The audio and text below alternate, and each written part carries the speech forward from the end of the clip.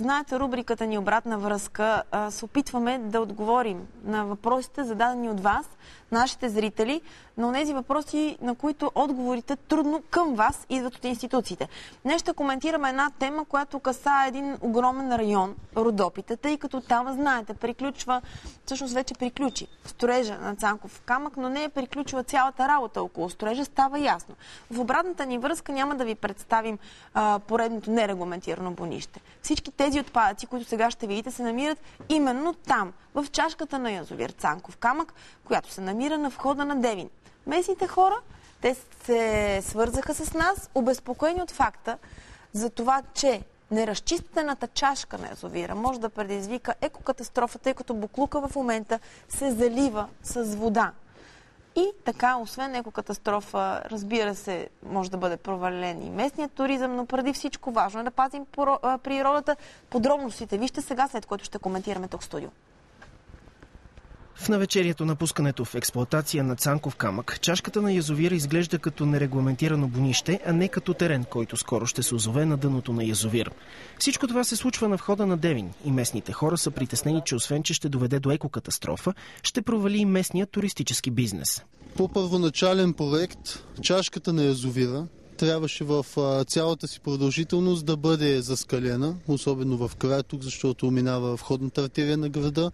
Трябваше дървета да са изкоренени, дъното да е изравнено. Навсякъде в цялото продължение надолу е извършено. Единствено тук е изоставено, вероятно като край. И вече в края на всеки един проект малко се претупват нещата и тук се получава същото. Съвсем скоро циментовите фундаменти, изоставените инертни материали се очакват да бъдат заляти от водата. При падане нивото на водата всички тези фундаменти ще почнат да се показват на повърхността.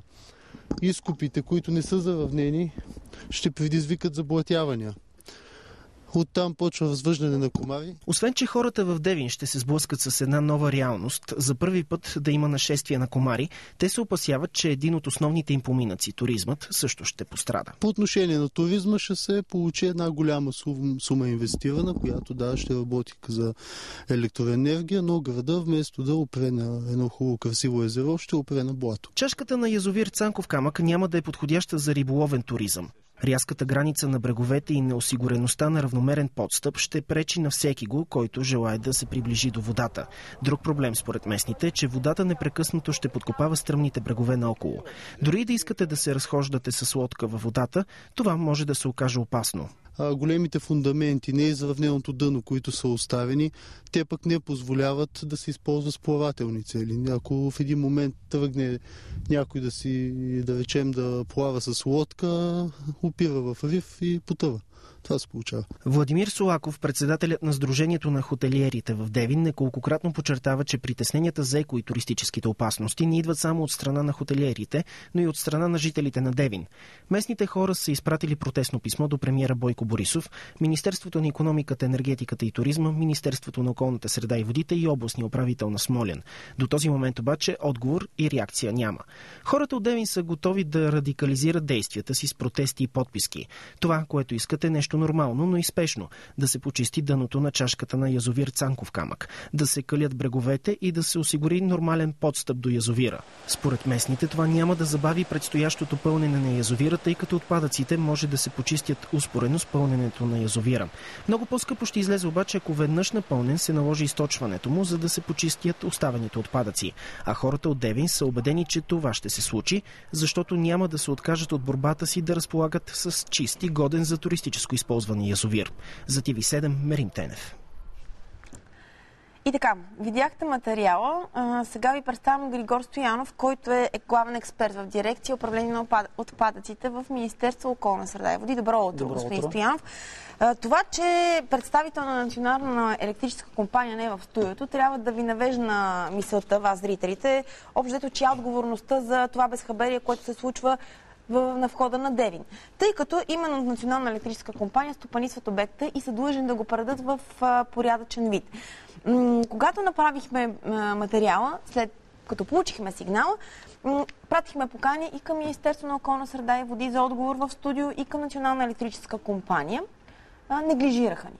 От НЕК контрата остава в тях, защото в случая може би те са хората, които не са си свършили работа, написали са писмо. Между другото, нека да ви кажа, писмо, което са изпратили, че ще поправят нещата и ще преведат обекта в вид, който трябва да бъде.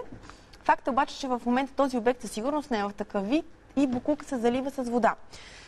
Нека да кажа отново, като анонс към разговора ни, че всъщност Министерството на околната среда и води реагира на сигнала ни незабавно и изпратихте проверка. От вас, господин Стоянов, искаме да разберем какво казва тази проверка на място. На 18 ноември в Министерството на околната среда и водите постъпи жалба от Сдружение на хотелиерите в община Девин, при което Министерството на околната среда и водите реагира незабавно и колегите от районна инспекция по околната среда и водите град Смолян направиха промерка на място, в която са участвали също така представители от общината, представители от Сдружението на хотелиерите на община Девин, също така и представители на НЕК. Какво установи тази проверка? В хода на проверката е установено, че наистина има нерегламентирано изоставяне на инертни материали в областта Кръстец и в местността Забрал. Там е имало площадка на пресевната инсталация. След приключването на работния процес техниката е отнета, но площадката е оставена в този вид, т.е. не е заравнена. В жалбата се казва, че е имало изоставени бетонови блокове, късове. При проверката се е оказало, че те са били почистени. Но останалите инертни материали... Почистени или заляти с вода? Това са две различни неща, защото аз лично видях тези бетонови блокове. Водата ги покриваше, оставаше толкова, примерно, наистина, да ги покрие съвсем. Да, в съответствие с програмата за завиряване, за съжаление, част от тези строителни материали вече са залети. Така, вие като експерт ми кажете, доколко са прави хората от Девин да се притесняват за предизвикване на екокатастрофа, предвид това, че боклука се залива с вода?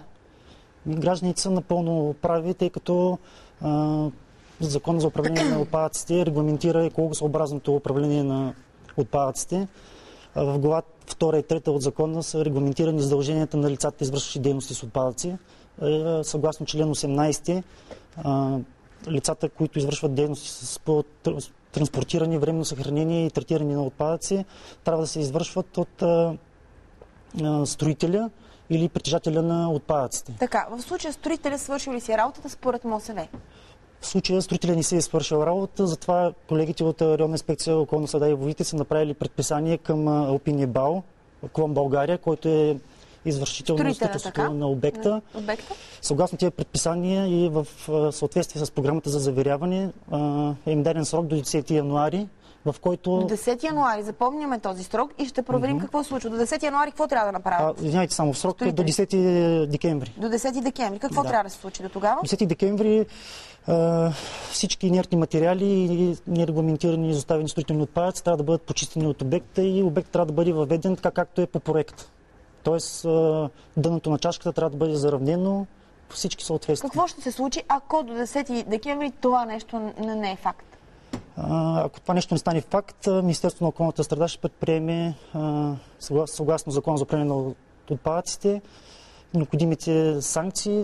За съжаление, глобата не е много голяма, но има други мерки, които са в правомощията на Министерството на околната среда. Не ни интересуват ние като потребители на тази природа в България.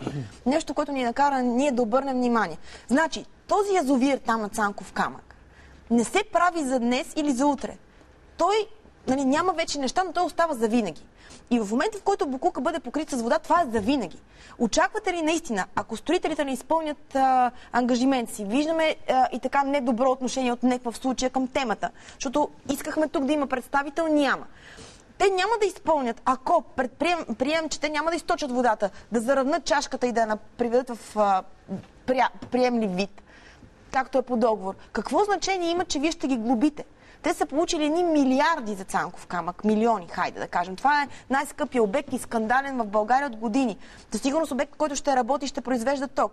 Но вие сами знаете какво е настроението на премиера към този обект. И след като ние сме дали милиарди за този обект, българския данъкоплатец, хубаво ползваме и европари, всъщност оставаме едно сметище, едно бонище и унищожаваме природата. Това не е за 2 дни. Това е за поколения напред. И какво значение има? Смятате ли, че това всъщност, освен да ги глобите, може ли да изискате да се приведе в обекта, както е по договор? Тоест, хубава чашка и хубав язовир. Да, значи вчера бяха проведени предварителни разговори също така с експерти от дирекция по управление на водите, които също имат отношение по въпроса. За днес е предвидено експертна среща между представителите на експерти от дирекция управление на отпадъци и дирекция управление на водите, като една от възможните мерки, която е в правомощието на министъра на околната среда и водите, е да се преустанови заверяването на язовира до почистване на всички нерегламентирани отпадъци. Кога ще стане ясно дали ще се преустанови завиряването, ако в крайна сметка не се изпълнят точките по договор? Решението би могло да се вземе днес на експертната среща, да. Много ви благодаря, господин Стоянов.